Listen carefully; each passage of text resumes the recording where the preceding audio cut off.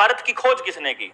अबे गधे, भारत तो था उस वक्त जब तो खोज करने का क्या मतलब हुआ? सिर्फ तुम थोड़ी ना हो दुनिया में कि आधार कार्ड को आपकी सारी सर्विसेज के साथ जोड़ देंगे और फिर उसके बाद वही खेल मचेगा दोबारा से जो जनवरी 2022 में मच रहा था। नमस्कार, स्वागत है आपका आपके अपने YouTube चैनल सर्च हरियाणा और ADR हरियाणवी पर। फिलहाल आप मेरे साथ जिस शख्स को देख रहे हो परिचय के मोहताज नहीं है और एक मुहिम चला रखी है व्यवस्था परिवर्तन की और न्यू वर्ल्ड ऑर्डर के खिलाफ। सारी जितनी भी राजनीतिक पार्टियां, सबके खिलाफ, सारी पार्टियों को भ्रष्ट बताने वाले एकमात्र शख्स डॉक्टर देवेंद्र बलारा फिलहाल हमारे साथ मौजूद है। और व्यवस्था परिवर्तन की जो मुहिम चला रखी है वो कौन सी व्यवस्था है जिसमें ये परिवर्तन लाना चाह रहे हैं?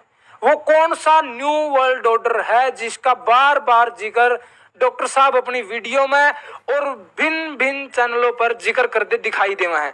आखिर कौन सा NWO न्यू वर्ल्ड ऑर्डर है और कौन सी वो व्यवस्था परिवर्तन है, उसी को लेकर हम चर्चा करेंगे। डॉक्टर देवेंद्र बलारा जी हैं। तो नमस्कार सर, स्वागत है आपका आपके YouTube चैनल। नमस्कार भाई जी, नमस्कार। डॉक्टर साहब, बार बार जिक्र सुनने मिला new world order, new world order आ रहा है, न्यू वर्ल्ड ऑर्डर आ रहा है। गुलाम होने वाले हो, 5G लेकर आ रहे हैं और जो हुई है वो लेकर आ रहे हैं। सारा षड्यंत्र के है और क्या है ये न्यू वर्ल्ड ऑर्डर? असल में दुनिया के कुछ लोगों ने मिल करके अभी कॉल्सक्वाब की अध्यक्षता में वर्ल्ड इकोनॉमिक फोरम जो बना हुआ है, जिसने यूनाइटेड नेशंस का एजेंडा 21 टेक ओवर करके एजेंडा 2030 जिसका नाम दे दिया है, वो तैयार किया। जिसको कभी किसी टाइम में ये कहा जाता था कि हम पे बैक टू सोसाइटी एक कार्यक्रम चलाएंगे जिसके अंतर्गत समाज को एक नई दिशा देने का काम करेंगे और उसका नाम उन्होंने रखा न्यू वर्ल्ड ऑर्डर। जिसके तहत वो ये कहते हैं कि हम 17 ऐसे सस्टेनेबल डेवलपमेंट के गोल सेट करना चाहते हैं कि जब आदमी जीरो कार्बन एमिशन, जो कि दिखने में बड़ा खूबसूरत लगता है, उसी दिशा में काम करे और वो समाज के अंदर इस तरीके से जिए कि वो एनवायरनमेंट को पल्यूट ना करे और उसको खाना फ्री में मिले, उसकी शिक्षा फ्री हो, उसका रोजगार उसको मिले या ना मिले लेकिन उसका जीवन यापन आसान हो।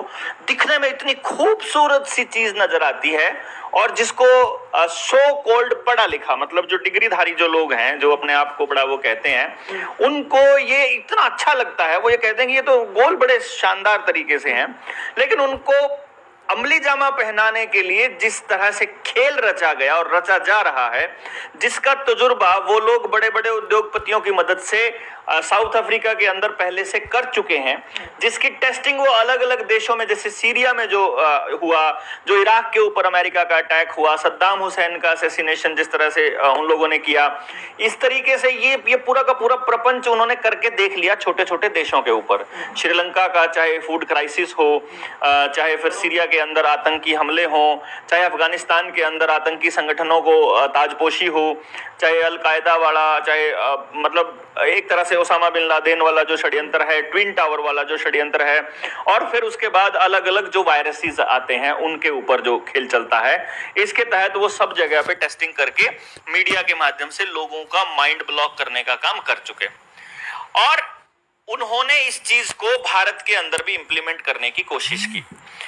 भारत पहले दिन से ही, मतलब ये कोई षड्यंत्र आज का नहीं है, अगर आप थोड़ा सा जाएंगे, ये पेपल्स बुल के साथ शुरू होता है 1492 के अंदर, और तब से लेकर के जब डच और पुर्तगाल जो है वो प्लान करते हैं कि आधी दुनिया पर तुम कब्जा करो, आधी दुनिया पर हम कब्जा करेंगे, और फिर उसके तहत वास्को डी गामा आता है, ये लोगों को चिन्हित करता है। जैसे कहते हैं आपके बच्चों को देखिए क्या पढ़ाया जाएगा, भारत की खोज किसने की? अबे गधे, भारत तो था उस वक्त जब तो खोज करने का क्या मतलब हुआ? सिर्फ तुम थोड़ी ना हो दुनिया में, वो तो वहां लोग थे पहले से। खोज तुमने थोड़ी करी, हम कोई खो थोड़ी रखे थे, हम कोई गुम थोड़ी थे, लेकिन बच्चों को छोटी सी उम्र में ही पढ़ाया जाता है कि भारत की खोज किसने की। और उस तरीके से, जबकि असलियत में वो खेल कुछ और था, भेजा गया था यहाँ कॉलोनाइज करने के लिए, कॉलोनीज बनाने के लिए। अंग्रेजों ने जिस तरह से कॉलोनीज बनाई और उसके बाद में फिर व्यवस्था को अपने तरीके से चलाने के लिए। 1947 के अंदर जब ट्रांसफर ऑफ पावर हुआ, उसके बाद में जब अपने लोग, उन्होंने क्या किया कि जब देख लिया कि ये गोरी चमड़ी वालों को भारत के लोग नहीं बर्दाश्त कर रहे, तो उन्होंने काली चमड़ी वालों को बिठा दिया और इसलिए बिठा दिया कि वो उस पूरे षड्यंत्र को चलाते रहें। चाहे अर्थव्यवस्था को तबाह करना है, चाहे हमारी जमीनों को तबाह करना है, खेती तबाह करना है, भाईचारा तबाह करना है, अगली जनरेशंस की सोच खत्म करना है, मीडिया के माध्यम से, मोबाइलों के माध्यम से उनको बिल्कुल सोचने समझने की क्षमता खत्म करनी है और उनको एक नया तरह का ज्ञान देना है जिसके अंतर्गत वो अपनी पुरानी सभ्यता संस्कृति को भूल जाएं और सच वही मान बैठें जो गूगल कह रहा है। इस तरीके से एक व्यवस्था तैयार करी और वो तब से चली आ रही है। पंचवर्षीय योजनाओं के जरिए वर्ल्ड इकोनॉमिक फोरम तो उस वक्त नहीं था, डब्ल्यूएचओ और यूनाइटेड नेशंस ने अपने एजेंडे क्लियर किए कि अगले 5 साल में हम ये कर देंगे, अगले 5 साल में हम ये कर देंगे। धीरे धीरे धीरे धीरे धीरे धीरे वो समाज के हर ताने बाने को तोड़ने लगे। आज के टाइम पर सिचुएशन ये हो गई कि आज अपने भारत के अंदर क्या हालत है। मैं अगर आपको हरियाणा की बात बताऊं तो हरियाणा में क्या हालत है। आप किसी गांव को लीजिए, शहर को तो छोड़ ही दीजिए, शहर में तो सब कचरा ही कचरा भरा है लोगों के दिमाग में भी, और शहर के बाहर जाओगे तो बड़े बड़े कचरे के ढेर आपको नजर आएंगे। हर शहर के बाहर प्लास्टिक के ढेर, कचरे के ढेर, बदबू के ढेर ये चलेंगे। लोगों के दिमाग में भी उसी तरह का कचरा है। टेलीविजन पे भी यही सब चल रहा है, मोबाइल पे भी यही अश्लीलता चली हुई है। ये तो बात है शहरों की। गांव के अंदर क्या है, मैं आपको गांव का थोड़ा तजुर्बा बताऊं क्योंकि मैक्सिमम लोग जो है वो गांव में रहते हैं। एक चीज और है कि जो आप बात बोल रहे हो ये सारी टेक्निकल बात है और फैक्ट पर आधारित बात है। हाँ। इस तरह गांव के जो ग्रामीण लोग हैं वे किस तरह इस षड्यंत्र तक बचाएं, सीधा सीधा स्पष्ट स्पष्ट वो बता दो, क्योंकि आप पहले भी यह बात बोल चुके हो अगर भाई जो डिग्रीधारी लोग हैं उनको तो ये चीज अच्छी लगने लग रही है। तो इस समस्या का समाधान क्या है? सबसे पहले आपको समस्या समझनी पड़ेगी और उसको मैं आपको थोड़ा सा बस 3-4 शब्दों में, 3-4 लाइनों में कोशिश करूंगा समेटने की। 4 तरह के तबके हैं गांव के अंदर। एक तबका है जो खेती करता है, दूसरा तबका है जो मजदूरी करता है, तीसरा तबका है जो नौकरी करता है और चौथा तबका है जो दुकानदारी करता है। मतलब वो चाहे शहर यहां करे या बाहर करे, इसके अलावा और कोई तबका गांव में नहीं है। आमतौर पे बाहर भी अगर देखेंगे तो यही तबके हैं। खेती करने वाले तबके की हालत यह है कि अगर आपके गांव में 1000 गांव हैं तो 990 एक गांव के अंदर अगर 1000 घर हैं तो उनमें से 990 घरों की जमीन किसान क्रेडिट कार्ड के नाम पर अभी बैंकों के अंदर नीलाम पड़ी हुई है। दूसरा, जो नौकरी पेशा लोग हैं वो चाहे प्राइवेट नौकरी कर रहे हैं तो उनको प्राइवेट जो संस्था वाले हैं वो शोषण कर रहे हैं, खूब काम आपसे 2 लाख का करवा रहे हैं, तनख्वाह आपसे 15,000 20,000 दे रहे हैं। कई बार तो ऐसा होता है 45,000 पे दस्तक करवाते हैं और 15,000 10,000 घर पे रहने के लिए देते हैं। सरकारी डिपार्टमेंट में अगर आप नौकरी करते हो तो आप किसी भी महकमे में नौकरी कर रहे हो, आपके अफसर टोटली निकम्मे बिठाए जाएंगे। आपके डिपार्टमेंट के अंदर जो है कोस्ट कटिंग के नाम पर या पोस्ट वैकेंसी के नाम पर या ट्रांसफर के नाम पर इस तरह के हालात पैदा किए जाएंगे कि पोस्ट ही कट जाएं और लोग ही ना बचें और आप तंत्र आपका पूरा का पूरा ध्वस्त होने लगे। चाहे पुलिस महकमे में देख लीजिए, बैंकों में देख लीजिए, टीचर्स को देख लीजिए, अस्पतालों में देख लीजिए, सब जगह पर सरकारी नौकरी वालों की पोस्ट खत्म हो रही है। दुकानदारों का यह हाल है कि अगर कोई नई दुकान खोलता है, नया बिजनेस शुरू करता है, वो नहीं चलेगा। कारण क्या है, जब कोई चीज उसे 2000 रुपए की पड़ती है तो वो 2000 से कम की उसको नहीं बेच सकता, नहीं तो बर्बाद हो जाएगा।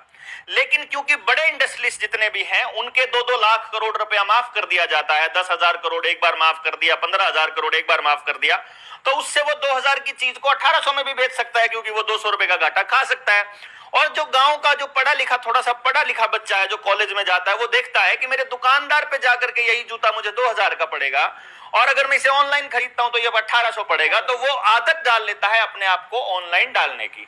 डाकखाने को खत्म करने के लिए अभी गांव के अंदर कोरियर वाले भी आने लग गए हैं। गांव में पहले कोरियर सर्विस नहीं होती थी, तो पोस्ट ऑफिस भी ऐसे खत्म होगा।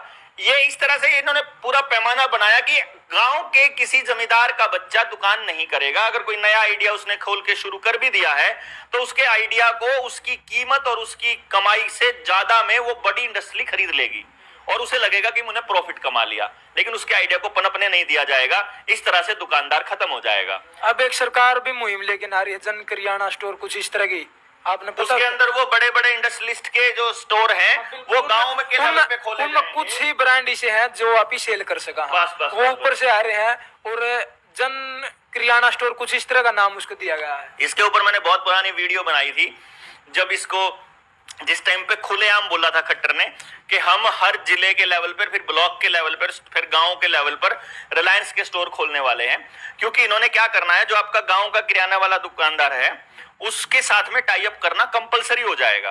आपके साथ में, तो आप अगर उसके साथ टाई अप नहीं करोगे तो वो आपकी दुकान को बंद करने का इंतजाम कर देगा। जैसे गांव में आजकल लाइसेंस के नाम पर पैसे लेने आए हुए हैं रजिस्ट्रेशन कराने के लिए। बिल्कुल हो रहा है दुकानों के हाँ, लाइसेंस के। अभी आने वाले वक्त में गांव के ऊपर रिस्ट्रिक्शंस बढ़ेंगी। अगर आपके घर में 3 गायें हैं या 3 भैंस हैं और घर में 2 आदमी हैं, तो उन 2 आदमी कितना दूध पीते हैं इसका सरकार हिसाब लगाएगी, और जो बाकी का दूध बचेगा उसको वो बेचते हैं ऐसा मान के आपके घर में टैक्स की पर्ची आनी शुरू हो जाएगी।